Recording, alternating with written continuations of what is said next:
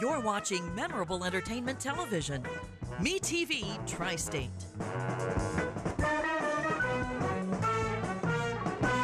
Broke the story on local homestead tax credit fiasco. Expose the Evansville Redevelopment Commission excessive spending habits. Your community watchdog. CityCountyObserver.com is your online community newspaper dedicated to the progress of Evansville and Vanderburgh County. We're a nonpartisan publication providing insight into political issues and events that shape our community. We are a watchdog for you, the citizen. Check us out online, city-countyobserver.com. That's city-countyobserver.com.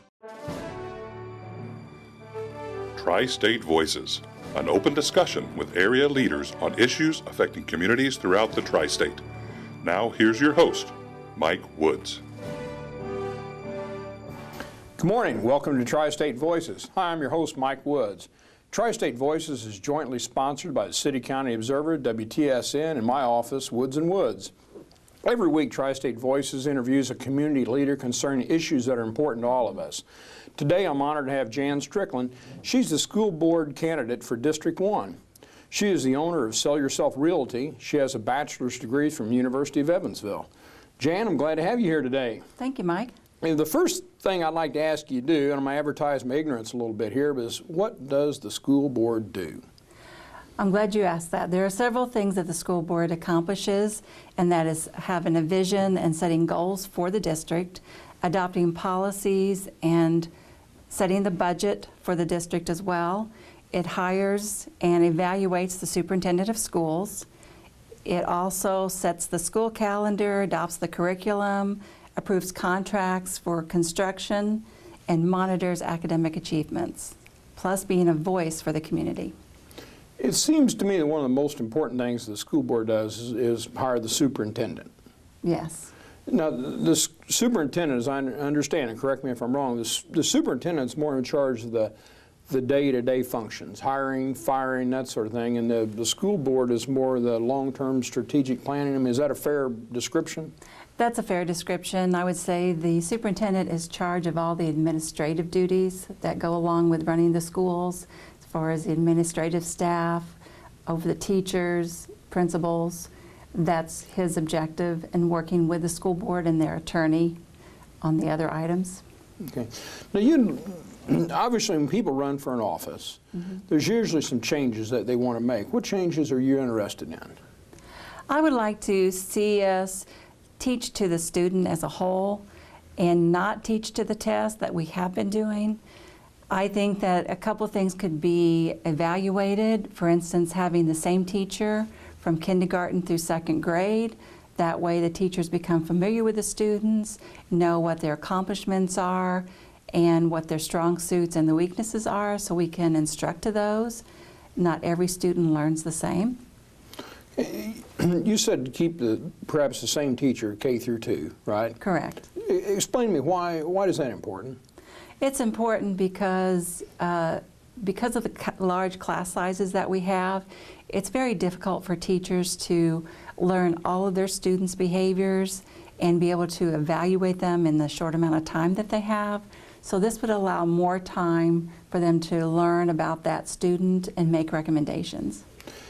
You know, one of the things that's a continual problem, and I'm sure it's going to come up a bunch of times in this conversation, is you have so many students coming to school and their home life's kind of a mess. I mean, they're showing up, they're hungry, they're abused at home, all these different things. And it seems like unless a teacher really has some understanding about what's going on in the home life, they can't understand why the kid's acting that way at school. That's true. We need to be cognizant of the fact that not every student has food before they come to school or has the proper clothing. That's why it's important, and it's a must that parents sign the paperwork needed for the free lunch program to help the students in that aspect. Also, the Evansville Area Council PTA has a clothing resource that not a lot of people are aware of called Hangers. I just attended a fundraiser for that institute, and they are accepting donations for clothes and hygiene products for students. And it's a great community resource that we maybe should use. It's centered in Washington Middle School. We can help as educators and parents ourselves to support as a community these fundraisers. Okay, well, when you talked about the hangers program, let's go through that. That's for kids who are coming to school in inappropriate clothing? That's for any child in need of clothing or hygiene products. Okay, and how is that funded?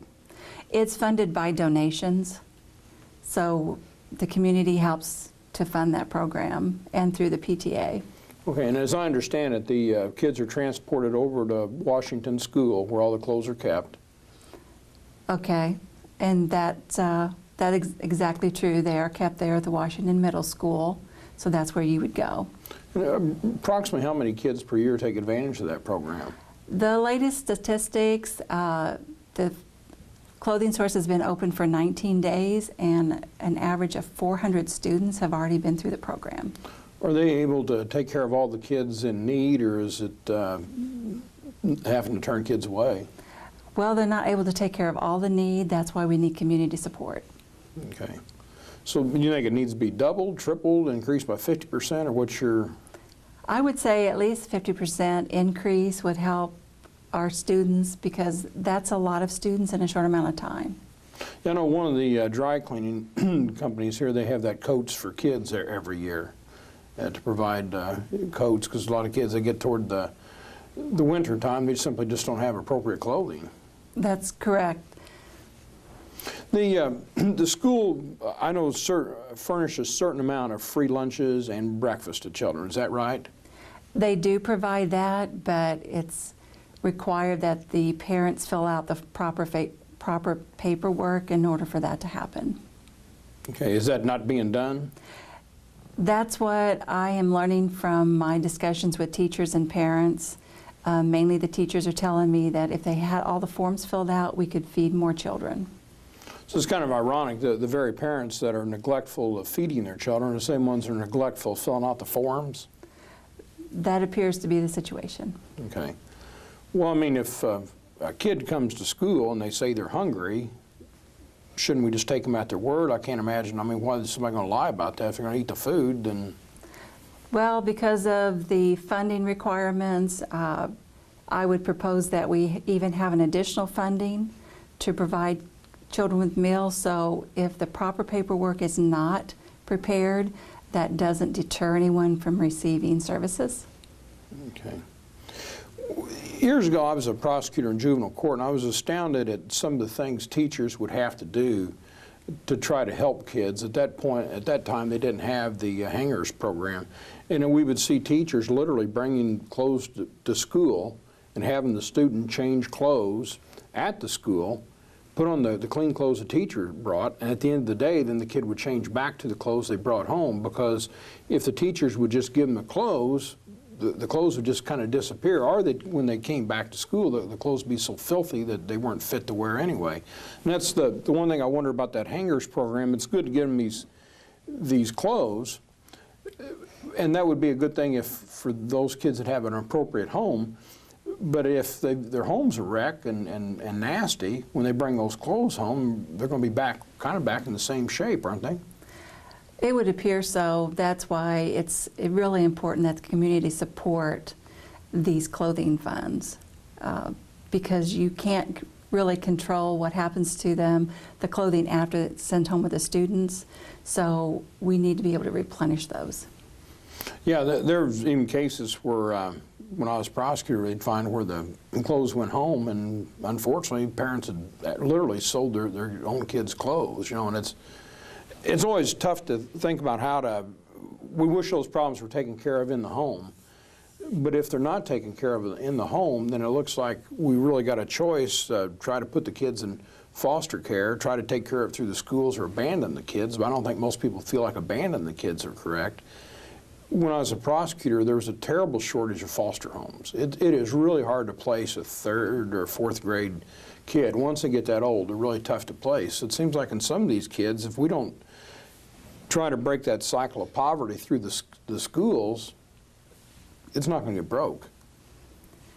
That's why it's critical, especially about 3rd grade, that we get parent support. Statistics show us that most kids, because of preschools and other academics early on before first grade, they do well until about the third grade. At that point, we really need parent support for these children to help with their homework and for them to succeed. I've always been a big believer in that motto that you can either educate the kids today or you're going to end up incarcerating them tomorrow, and it's going to be a lot cheaper to educate the kids today. And it's like you said, if you reach out to them in the third grade, you've got a chance. If you wait till they're 19, 20 years old, the mold is kind of set. It's tough to do much with them then. It's very important that we put energy and time into our kids today, especially the younger that they are. I firmly believe that if our children fail, then our community fails. We can only prosper as a community if our children are prospering. So just because your child's doing well doesn't mean that that child that's failing isn't equally as important. Let's talk about teachers for a minute. Are the teachers' pay increases over the last few years, are they sufficient? They are not sufficient. The last pay increase was 2% for teachers and ancillary workers, and with that small pay increase, their hours were increased, and also their deductible for medical insurance was greatly increased. So it really wasn't a very effective raise. Are we losing good teachers because of lack of pay? Teachers' morale, they're very discouraged at this point. I don't feel that they're getting the support that we need to give them. Well, speaking of support, do we do enough to support teachers when they're having to deal with unruly kids? Well, teachers wouldn't be in the position they're in if they didn't care, if they weren't concerned about the students and loved teaching. We are taking those things away from the teachers. We are dictating everything that they do. We have given them a full schedule for the day and high expectations, large classroom sizes, and these things need to change in order for our teachers to become effective. You just said something about classroom sizes. You feel they're too large? I do feel that they're too large. If you can look at kindergartners and have up to 32 children, average class sizes can be 29 or more. That is a large number for a student or even an assistant to take care of. And my belief is that if we have smaller class sizes, more manageable class sizes, then teachers will be able to really administer to every student, and that includes some children that might have problems, that they can give them more attention. So kind of as I understand kind of comprehensively, you'd like to see a teachers teaching like K through 2 and also a smaller class size, so there's going to be a lot more individual interaction between the students and the teachers for a much longer period of time. A longer period of time for those teachers to learn that child's strengths and weaknesses. If we don't have enough information, how can we teach to the child as a whole? If we just focus on the test, it doesn't tell us what that individual child needs in order to flourish. You mentioned a couple minutes ago something about we teach too much to the test. You're talking about the I-STEP test. That's correct. Obviously, we need to measure kids' progress, but has the I-STEP test grown to the point that it just kind of dominates the educational process?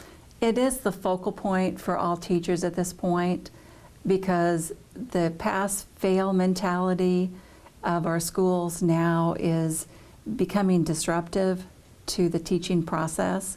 It isn't allowing for the creativity that we need for our children to excel. So you feel like the teachers are forced to just think about, okay, how do we get them to pass the I-STEP test, do well in the I-STEP without getting a broad-based education? That's correct. That's what I have seen from my interaction with parents and from the teachers in our school system. Do we have enough counselors in our schools? No, we do not.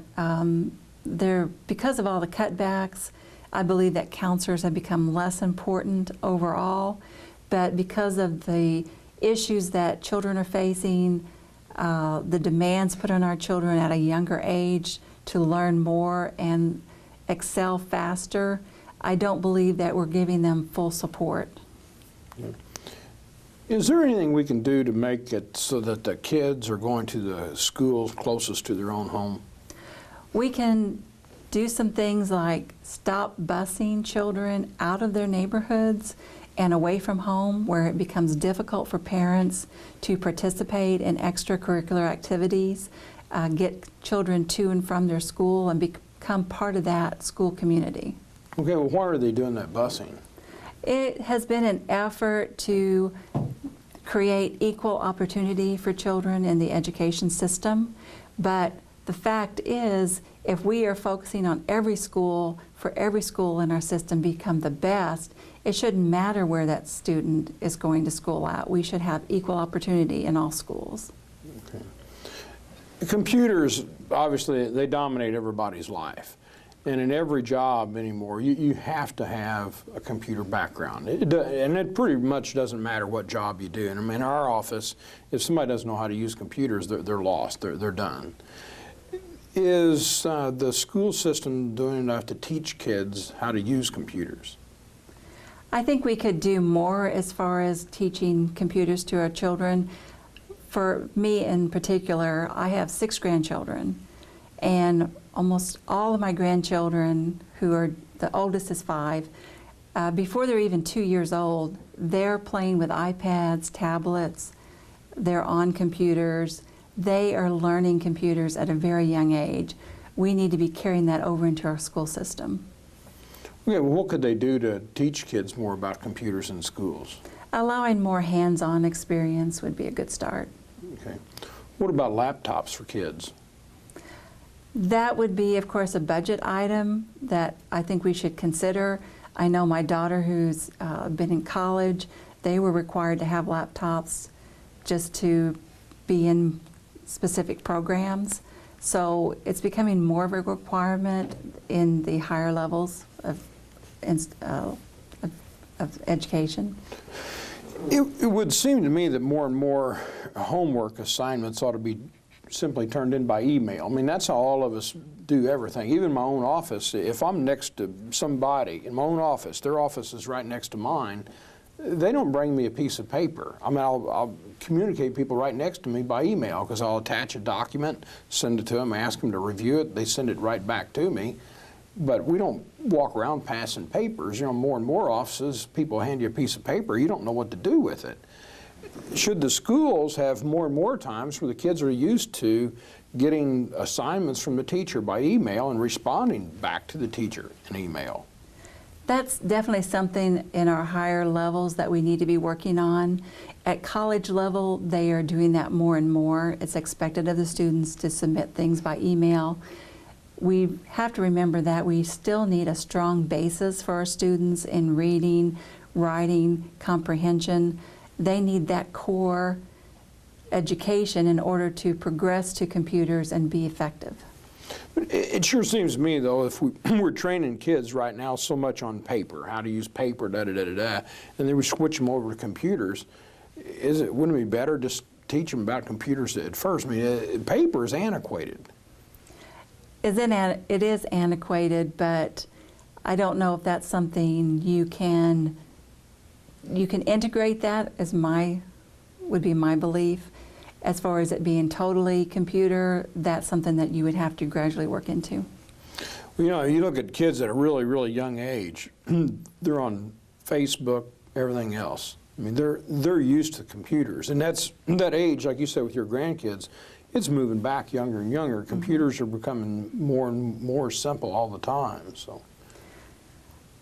And that's definitely something to look at. I mean, there are games and educational games on computers now that children can learn from, and those could definitely be integrated into our system. One thing I really like about computers is you can teach people how to teach themselves. Most of your professional schools, they try to teach you some things, but mostly what they try to teach you is how you can teach yourself, because as soon as you're out of school, your knowledge starts becoming antiquated right away.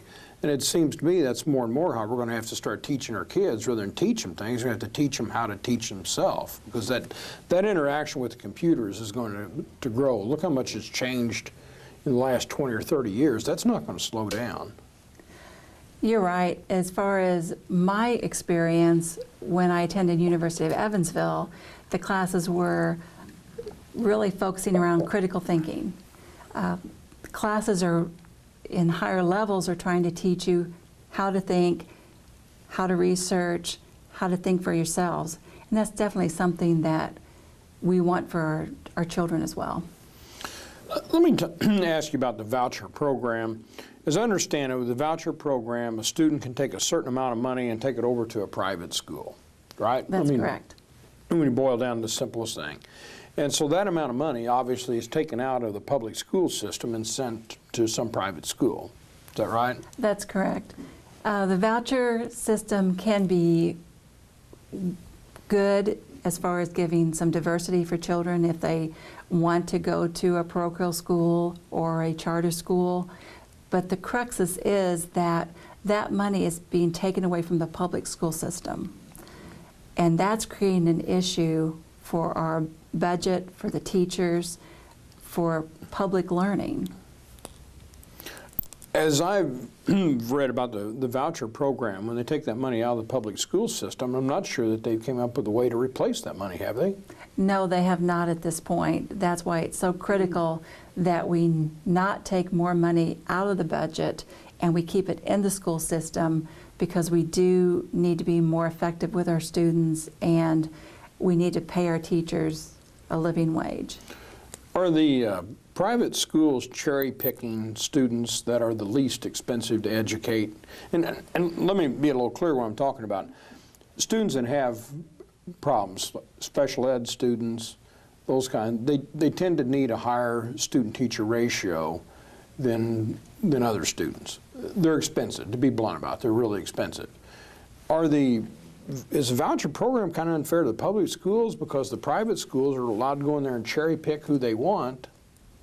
It's definitely a problem with the budget. We need those resources to stay in the public schools.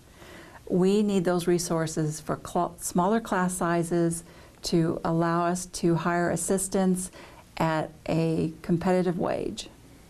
Okay. When you compare some of the statistics of the private schools, and that's one of the things that they've talked about how good the voucher program is, when they look at the statistics of the private school versus the statistics of the public school, are those statistics really fair?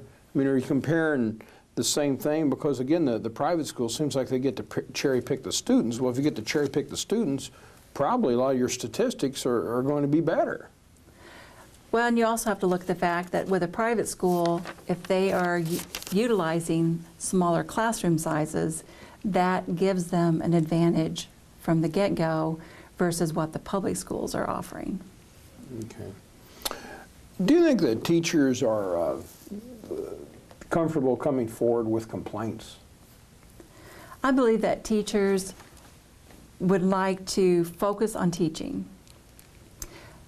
The way our system is set up right now, we're really not allowing them to do what they've been educated to do, what their drive is, and what their specialties are. So we need to go back to that. Okay. So it seems like most teachers, they don't go in for the money. They're not paid tremendous amounts, to put it mildly. They're not going to become famous. It seems like most of them, at some level, they've got to have a passion for teaching. I mean, there's not much else reason you're going to be in there. That's correct. The teachers I've talked to have a very strong passion for teaching and for helping children, and we need to support them in that aspect. Should the teachers, to be blunt about it, should they be more in charge of the school corporation? I think have a greater voice. They should have a larger voice in what's going on with the school corporation, because they are on the front lines. They are with our children every day, and they know too well what's going on and what the students' needs are. There's a dual credit program in the Evansville-Vandenberg schools system. Will you explain to me what that program is? That program allows students to get college credit for courses that they take in high school, junior, senior high. And for me, that is very critical. You should never cap what type of education children can get. As a non-traditional student myself, I know the importance of education and the fact that if you want to pursue a specific degree or you have a level of interest in a certain subject, you should be able to pursue that. You shouldn't be handicapped. It seems like if students in high school can get credit for these courses when they go to college, it's going to save the parents a ton of money. It's going to get the kid through college faster. But also, it seems like you're going to make especially the junior and seniors, their last couple years in high school like that, they're going to be more motivated if they're taking classes in high school and realize they're basically going to have to retake the same or closely the same course in college. There's not much motivation to work very hard in high school. We could work harder in high school by allowing those dual credits, and the students would also benefit from that as well. There's a whole lot of your basic core things. A lot of things that when I've started college or your freshman year, you're taking math and history and general ed requirements, kind of a thing like that. And it seems like most of the freshman year of college, it's a repetition of things that you had to do in high school. This is true, and that's why if we can get the dual credit, students wouldn't have to retake classes over again in college, and it also prepares them better to test out of subjects that they can do that and save their parents money. What is Core 40? Core 40 are the classes that are required to be accomplished at the state level. There are basic requirements in school right now. And then there's a bill, House Bill 1213. Yes. What's that bill? That bill is a proposed bill that's gearing us towards technical learning. It would be a separate group of classes for someone that's not college bound to be, maybe they want to learn technical skills. That allows them to take classes to do technical skills versus the college-bound courses. There's been several of our guests over the past few weeks have talked about that, and they mentioned about the number of technical jobs that are going begging right now, while you have so many people coming out of college with the general educational requirements that they can't find jobs. I mean, we're getting more and more in a society where people are educated, but they can't fix stuff. I think we need to address that because Southern Indiana, we need the jobs. We need people trained to do these jobs in manufacturing facilities and production, and that's what employers are begging for. Jan, I hate to say it, we're just about out of time. I know there's a number of issues that you wanted to talk about, but unfortunately about out of time. Why don't you just take just about a minute and just tell our viewers why you'd like to be on the school board and why you'd be the best person to be on the school board. Well, first I'd like to thank you, Mike, for allowing me to be here today to get my name out, and I would appreciate your vote in November. I am running in District 1. It is a county-wide election. I feel like I would be the best candidate because I will bring fresh ideas to the school board. I have experience in education, from my education as a non-traditional student. I'm a mother, a grandmother, and I believe that I would have input into the school system that would be new and fresh for the coming election and establish new goals for the school board. Janet, really appreciate you being here. I've enjoyed talking to you. I wish you the very best of luck.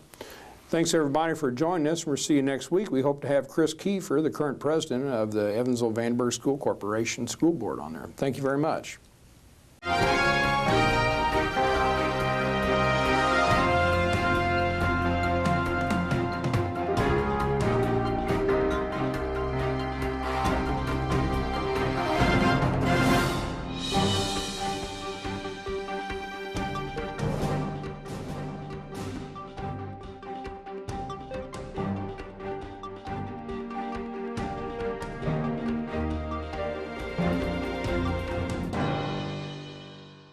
Broke the story on local homestead tax credit fiasco. Expose the Evansville Redevelopment Commission excessive spending habits. Your community watchdog. CityCountyObserver.com is your online community newspaper dedicated to the progress of Evansville and Vandenberg County. We're a nonpartisan publication providing insight into political issues and events that shape our community. We are a watchdog for you, the citizen. Check us out online, city-countyobserver.com. That's city-countyobserver.com. You're watching memorable entertainment television. Me TV Tri-State.